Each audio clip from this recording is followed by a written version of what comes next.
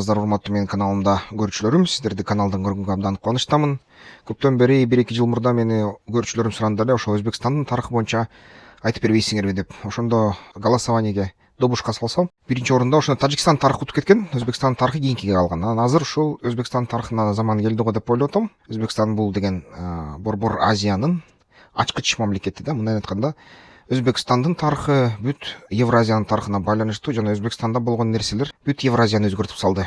Мындай катуу өзгөртүп салды десек жаңылышпайбыз. Анткени көп нерсе ушул дал Өзбекстандын башчылары, эл башчылары, кагандары, хандары, гурхандары алардын эсеби менен чечилип, бүгүнкү Евразиянын абалы кандай болсо, ошол кездеги Өзбекстандын мурунку байыркы мамлекеттерде башында турган кишилердин иш аракети менен азыркы абал түзүлгөн деп эсептесек жаңылышпайбыз. Бул деген видео 6 бөлүктөн турат. 6 бөлүктө албетте өзгөчө маанилүү бөлүктөрү бар, узак. Бул деген ошол орто кылымдардагы Өзбекстан жергесиндеги болгон мамлекеттер жана ошол Кокон хандыгына өзгөчө көңүл бурабыз. Анткени Кокон хандыгы түзмө-түз биздин мамлекетибизге тыгыз таасири бар. Кантсе да бүт эле тарыхы тыгыз таасири менен биздин мамлекетке, ошол Өзбекстандык. Бул жерден палеолиттин карайбыз. Палеолит деген бул деген таш доору. Албетте бүт маалыматты бир сыйра текшерип алсаңыздар жаман эмес болот. Ошон үчүн маалымат текшерген жакшы болот да. Өзбекстан аймагындагы алгачкы коомдор эрте палеолитте пайда болгон. Энеолит, неолит деген жана энеолит, палеолиттерде биринчи адамдар пайда болгон. Бул 3 миллион жыл мурда. Анан Өзбекстандын тегерегинде Фаргана, Паркана ошол өрөөндөрүндө аябай көп ушундай үңкүрлөр табылган. Үңкүрлөрдө адамдардын сөөктөрү табылган. Байыркы адамдардын сөөгү радиоуглероддук серептөө менен изилдесе, атайын химиялык заттарды бириктирип, алардын жашы көптөгөн ушул жылдардан ашат. Орточо алганда, мындай алганда 25-30 миң жыл деп көрсөтөт. Эрте палеолитте Фергана жана Бухара аймактарында таш куралдар табылган, алгачкы баягы мындай ташты чегип туруп байыркы адамдар курал жасашкан, бычак, балта, ушундай нерселерди сыяктуу. Анан тешик таш деген үңкүрдүн 8-9 жаштагы неандертал баланын кандылдыктары табылган. Ал болсо бир топ эле жыл болуп кетет, 20-30 миң жылдай. Аман-Кутанда Мустие доорунда тандык оточогу жана куралдар белгилүү. Климат ошондо жумшак болчу. Ошо кара кум, кызыл кум тарапта ошол аякта жайлоолор болчу, мындай жайыттар. Ошондуктан аякта мындай байыркы адамдар кеңири жашаган. Алгачкы адамдар түрлөрү Африкадан дал ошол Кичи Азия аркылуу өтүп, ошол тараптан ушул Борбор Азияга келген, Алтайга чейин чыгып кеткен, Алтайдан анан отурукташып, ошондо 12-13 ушундай издери калган. Африкадан келиштин жана Алтайдан баштап алар кайра ылдый тарашкан, европалыктарга айланып, европоидтерге. Оточогу ушундай көрүнчү, таш куралдар, алгачкы көрүү ырымы да бар болчу. Мисалы үчүн археологиялык маалыматтар боюнча бул жерде эрте киши жашай баштаган. Эрте дегенде бул деген эң эртеси 2-3 миллион жыл мурда келген бияка кишилер алгачкы. Ал эми биздин түздөгү кишилер эң эрте дегенде 25 миң жыл мурда ошол жерде болгон. Анан албетте эң көп издери бул таш, анткени ошол байыркы адамдар катуу таштын түрлөрүн кремний деп коет, ошону жарчы, анын сыныктарын бычак катары колдончу жана найза учу катары колдончу. Кийин ойлоп тапканда жебенин дүрмөтү учу катары колдончу. Жана ташты ыргытчы дагы ушул мисалы үчүн курал катары. Таш менен терилерди шырчы жана ушундай тери жасашчы, кескилечи терилерди этти. Бүт ушул таш жана сөөктүн жардамы менен куралдар жасачу байыркы адамдар, неандерталдар жана алгачкы кроманьондор. Биз заманга чейин 14-15 миң жыл мурда, 4 миң жыл мурда аңчылык, мал чарба ушундай жасашчы. Зараут сайда Өзбекстанда кызыл мындай боек охра деп коет, ошо менен тартылган аңчылык ар кандай сүрөттөр, көрүнүштөр, мезолит жана неолит ордунун дүйнө таанымын ачып берчү ушундай нерселер окуялар сүрөттөлгөн. Ал жерден көп ушундай нерсени тапса болот. Мисалы үчүн Жанбас калаада отурукташуу издери табышкан, Кайнар камардагы сөөк анализи жана кой эчки багууга өтүүнү көрсөткөн. Ушул жерден койлорду алгачкы багып, аларды ушундай көбөйтүп, ушун жан бакчу экен байыркы адамдар ушул тарапта. Жаа, жебе, микролит жана сөөк кармагычтары кеңири колдонулган. Ошол жерден жаа да табылган, алгачкы жаалар. Мезолиттик өзгөрүүлөр ушул 15-6 миң жыл мурда болсо, кой эчки багуу белгилерине 6 миң жыл болуп атат ушул тарапта. Жана 4-3 жыл мурда Келтемнар маданияты пайда болот да. Натыйжада ушулар аңчылыктан отурукташууга, мал багууга, анан акырындап эгин өстүрүүгө өткөн окшойт. Бирок эгин өстүрүү ушул жакынкы чыгыш деп коебуз, эми баягы европалча, бирок бизге жакынкы батыш болуп калабы. жакынкы батыштан ошо келген болчу да эгинегүү. Анан акырындап коло доору пайда болот. Ошол жерде мурунку байыркы грек жазуулары алгачкы ушундай жаза башташат. Ошол жерде Геродот деген ошо тарыхтын атасы деп аталган сокур адам бар болчу. Ал Геродот көп нерсени жаза баштаган. Анын жазуулары боюнча ошол жерде скифтер жашаган дейт. Окс жана Яксарт дарыянын ортосунда дейт. Окс бул Амудария, Яксарт Сырдария. Ошол жерден анан Бактрия, Маргиана маданияты жана алгачкы шаарлары пайда болот. Оксиана цивилизациясы болот. Инд жана Вавилон дүйнөсү менен бир мезгилде жашаган ушундай Окс деген Амудариянын жээгиндеги ошол зергерчилик, керамика, эки кабаттуу мештер жана ар кандай баягы ташка чызуулар ушундай нерселер өнүккөн. Саппалит тепе жана Жаркутан деген прото шаарлары бекемделген борборлор болгон. Аякта темирди ширетүү издери калган, ушундай өзгөчө колону ширетүү. Жана коло доору деп эсептелинген себеби ошо колодон жана коло менен башка жеңил металлдар менен бышырылган ушундай бычактар, куралдар, аспаптар алгачкы табылат. Бронза деп коелгон. Бронза бышырышат, ширетишет. Ушинтип анан акырындап соода кылышат. Алгачкы элдер ушул жерден отурукташып цивилизация түзүшөт да. Цивилизация аябай гүлдөгөнүн көрсөтөт. Ушунун алгачкы издери биздин заманга чейин 2002, ошо 3000-4000 жыл мурда, 2000 жыл мурда болгон. Анан албетте жалпысынан ошол 1500 көрүстөн табылган ошол маданияттын Жаркутан аймагында. Жаркутанда от храмы табылган, от ыйык жери, мазары десек болот. Ак сарай, сепил дубалдары жана көп сандагы көрүстөндөр табылган.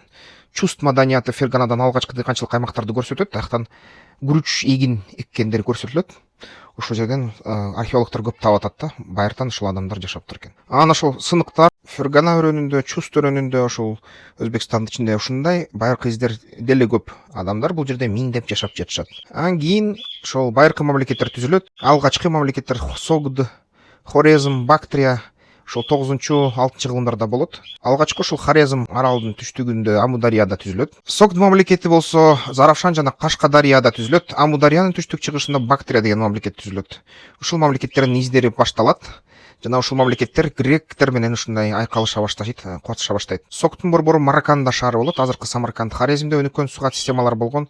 Бактрия, Авестада Бахти катары эскерилет. Сугат тармактары ошол тарапта эле ошол 8-7 кылымдар эле күчтүү экономиканын мезгил түзгөн. Ушул жерден анан грек, Македон жортулдары башталардын астында ушундай цивилизация өскөн, өнүккөн. Биздин замандын алга чейин 6-кылымда Куруш же Кир деп орустардыкында европалыктар жазылса, Кирус деп, өзү Куруш деп аташат. Анан экинчи жана Дарий биринчи ошол Бактрия, Согд жана Маргиана шаарларына жортулуу жасап басып алат. Басып алгандан кийин ошо империясын түзүшөт. Ахименид империясы килейген болот. Азыр Израиль, Синай жарым аралын, түндүк Африкан, Учун. Ахименидтер империясы ошол араб өлкөлөрүнүн Синай жарым аралын жана араб жарым аралын бүт түндүк жагын, ошол эле Туркияны, Сирия, Ливияны, Кавказды, Крым, Украинаны ушундай жерге чейин азыркы Грецияны бүт басып алган болот. Жана Борбор Азияга чейин барып, ушул көлгө чейин, Тибет тоолоруна чейин барып туруп, ошол көлгө чейин. Жалпы ушул Парс булуңунан көтөрүп өйдө барганда Каспий арал деңизине чейин ушундай аймакты басып алган болушат. Ушул Ахименидтер жана Кир, Куруш алгачкы келип туруп, Ферганага келип туруп, ошол жер Геродот, Страбон жазгандар, грек тарыхчылар жазганы боюнча ошо сактар жана сакамассагеттер жашашчы. Ар кандай ууруларды айтат. Хаумаварга, Пашаварга дейт, Апарасак деп айтышат да, ушундай урууларды айтышат. Жана сактар уруулар ушул жерде жашашчы дейт. Жана гректер үчүн баары сак боло берчү. Алтай элдери деле сак болчу, кыргыздар деле сак болчу, ошо парстар деле сак болчу. Баары ушундай толук парстар сак деп айта берчү да, ошол сак деп коет. Ушундай элдер жашачы Яксарт менен Окстун ортосунда. Жана ошол Ахименид бүт борбор Маверанахрды басып алгандан кийин, бул деген араб өлкөлөрүн, Туркия жана башка Парс булуңун анан сактарга алгачкы соккондо аяктан жеңилет. Бирок анын кийин балдары Дарий, кийинки тукумдар, башка мындай бутактан тараган, бул деген Гистас же Виштапса дегендер. Алар кийин ошо баары бир басып алышат, ошол Согд, Маргиананы. Жана ошол жерде мисалы үчүн Кир биринчи улук зороастризм динин таратып жүргөндө, ошо баарында ал деген массагет бирикмесин жетектеген Тамирис менен кагылышат. Тамирис болсо анын күйөөсүн, баласын ушинтип өлтүрөт, алдап-салдап.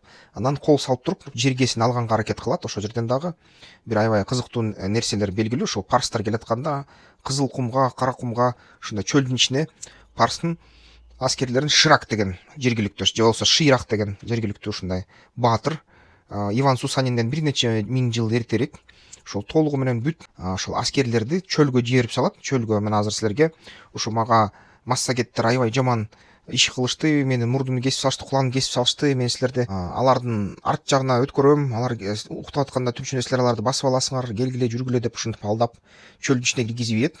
Эртеси күнү Дарийдин аскерлери караса тегерек баары чөл, суулар жок, кудуктардын баары ууланган. Анан Ширакка айтат: сен бизди алдаган турбайсыңбы? Сен деген бизди адаштырып чөлгө киргизип салган турбайсыңбы?